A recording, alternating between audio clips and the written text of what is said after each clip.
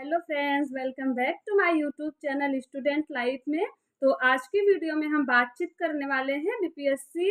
TRE 3.0 के विषय में कि इसके रिजल्ट को लेकर क्या कुछ अपडेट आ रहा है निकल कर। तो जैसे कि कल एक न्यूज़ में प्रकाशित हुआ है कि जो बीपीएससी टीआरई 3.0 का है उसमें क्योंकि आप सबको पता है कि जो रिजल्ट है उसमें देरी किस कारण हो रहा है। तो उसमें साफ तौर पर देरी सिर्फ़ और सिर्फ़ रोस्टर को लेकर हो रहा है, क्योंकि विभाग को अभी सभी जिलों से जो डाटा है रिक्तियों का वो प्राप्त नहीं हो पाया है, जिसकी वजह से वो रोस्टर भी नहीं जारी कर पा रहे हैं और रिज़ल्ट में निरंतर देरी होती चली जा रही है। और अभी जो भी अभ्यर्थी रिज़ल्ट का इंतज़ार कर रहे हैं उनका तो पूछिए ही मत क्या है, क्योंकि टीआरई 2 और जो टीआरई 1 हुआ है उसकी अपेक्षा इसमें तो बहुत ही ज़्यादा लेट हो रहा है, क्योंकि उसका रिज़ल्ट तो 1 मंथ, डेढ़ मंथ के अंदर सारी प्रक्रियाएँ पूर्ण हो गई थी और यहाँ अभी 2 से 3 महीने होने वाला है और अभी रोस्टर ही नहीं जारी हो पाया है, तो फिर रिज़ल्ट का तो क्या ही बोलें।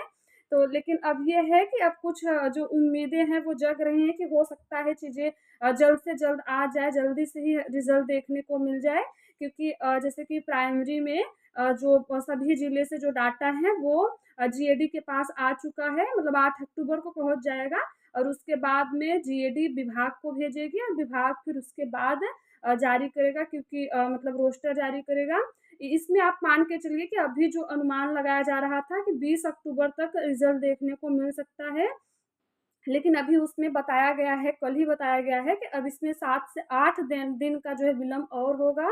क्योंकि आप सबको पता है कि 1 ही अक्टूबर को जीएडी को सारी चीज़ें भेजने को कहा गया था, लेकिन अभी 4-5 को वो भेज रहे हैं, तो 8 को जीएडी को भेजा जाएगा, तो फिर ज़ाहिर-सी बात है 2-3 दिन, 4 दिन तो लग जाएँगे विभाग को, फिर विभाग पाएगा, तो फिर विभाग जो है चीज़ों को अच्छे से देखेगा, फिर डाटा को कलेक्ट करेगा, फिर वो रोस्टर बनाएगा, फिर जाके कहीं रोस्टर जारी होगी, फिर उसमें क्या चीज़ें रहती हैं, क्या नहीं रहती हैं, आरक्षण वगैरह लेके वो सब में सब कुछ वो लोग देखेंगे, अपना समझेंगे, तो इसमें 2-4 दिन का लेट और हो सकता है। लेकिन कोई नहीं, आपने जैसे अभी तक इतना पेशेंस बना के रखा था, वैसे ही थोड़े टाइम और रखने की ज़रूरत है। क्योंकि भले ही हो रहा है, जो भी चीज़ें हो रहा है, जल्द से जल्द देखने को मिलेगा रिज़ल्ट सबको। तो आप लोग को भी अब सबका रिज़ल्ट देखने को मिलेगा और चीज़ें अच्छे से हो जाएँगी, कोई दिक्कत की बात नहीं है। लेकिन अभी यही है कि अब आप मान के चलिए कि लास्ट अक्टूबर तक ही आपको आपका रिज़ल्ट देखने को मिल सकता है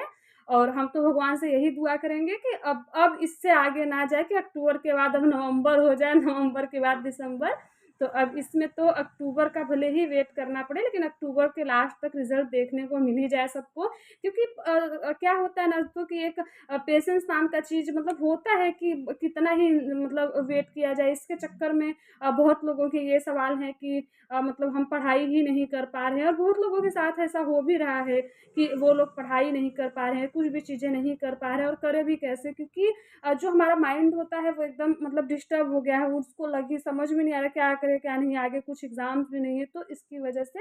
लेकिन कुछ नहीं, अब रिज़ल्ट जल्दी देखने को मिल जाएगा और मैं तो आपसे यही कहूँगी कि पढ़ाई को आपको नहीं रोकना है, आपको पढ़ाई को निरंतर करते जाना है।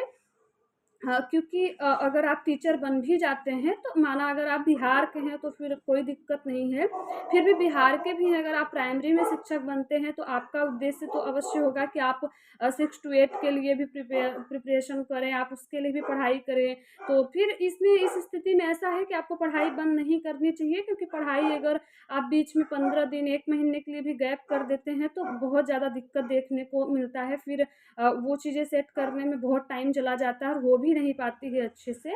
तो आपको क्या करना है कि आपको पढ़ाई नहीं बंद करना है, आपको उसके बारे में सोचना ही नहीं है। आप जो भी चीज़ें कर रहे हैं, आप करते रहिए, और अगर आप यूपी से हैं तो फिर हम तो यही मानेंगे कि अगर आप यूपी से हैं तो आप ज़रूर चाहेंगे कि हम यूपी में ही शिक्षक बनें, क्योंकि कोई भी होता है वो ज़रूर यही चाहता है कि अपने राज्य में ही रहें, अदर राज्य में क्यों जाए, अपने फैमिली के साथ रहें। तो अगर आप यूपी के हैं तो आपके लिए तो बहुत ही अनिवार्य है कि आप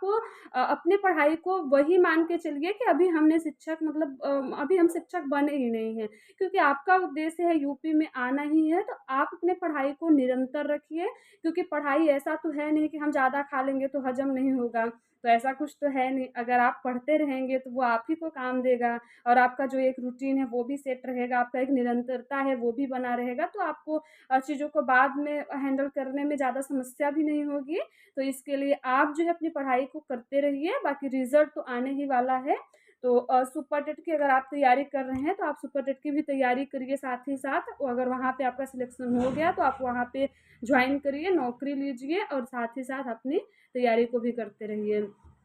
तो आप लोग की तैयारी कैसी चल रही है, इसको आप कमेंट बॉक्स में ज़रूर बताइएगा अच्छे से। और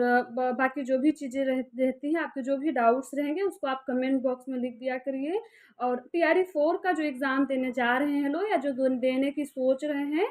उनको मतलब कि थोड़ा वेट करना पड़ सकता है, लेकिन इतना भी वेट नहीं करना पड़ेगा। तो इसके लिए, क्योंकि जब एग्ज़ाम आ जाता है तब हम कुछ नहीं कर पाते, तो इस टाइम पे आपके पास बहुत अच्छा चांस है। आप अपने तैयारी को एकदम बढ़िया से करिए। ये सोचिए आप कि हमारा एग्ज़ाम 1-2 महीने बाद ही है, तो यही सोचकर आपको तैयारी करना है और बहुत अच्छे से करना है। आपके पास पर्याप्त समय है, आप अपने सिलेबस को बढ़िया से कंप्लीट कर लीजिए, ताकि आपको आगे चलकर रिवीज़न का भी मौका मिल जाए। तो चलिए, आज की वीडियो को हम यहीं पे समाप्त करेंगे और आपसे फिर मिलेंगे नेक्स्ट वीडियो में। तब तक के लिए आप लोग अपना ख़्याल रखिए और पढ़ाई-लिखाई अच्छे से करते रहिए। आपसे फिर मिलते हैं नेक्स्ट वीडियो में। धन्यवाद।